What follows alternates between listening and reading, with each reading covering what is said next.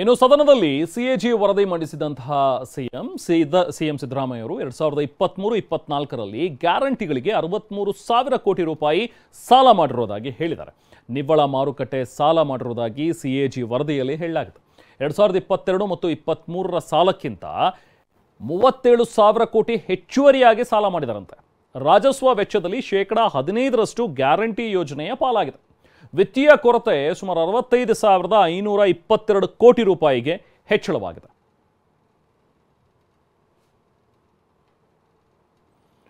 ಇದು ಸಿಎಂ ಮಂಡಿಸಿರುವಂತಹ ಒಂದು CAG report ಏನಿದೆ ಅದರಲ್ಲಿ ಹೇಳಿರುವಂತಹ ಅಂಶಗಳು. ಇದರಲ್ಲಿ ಗ್ಯಾರಂಟಿಗೆನೆ ಸುಮಾರು 65,000 ಕೋಟಿ ರೂಪಾಯಿ ಸಾಲ ಮಾಡಿರೋದಾಗಿ ಈಗ ಸರ್ಕಾರ ಹೇಳಿದೆ.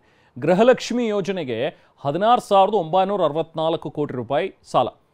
ಇನ್ನು ಗೃಹಜ್ಯೋತಿ ಯೋಜನೆಗೆ 8,900 ಕೋಟಿ ರೂಪಾಯಿ ಸಾಲ. ಶಕ್ತಿ ಯೋಜನೆಗೆ 3,200 ಕೋಟಿ ರೂಪಾಯಿ ಸಾಲ ಆಗಿದೆ ಅಂತ ಹೇಳಿದ್ದಾರೆ.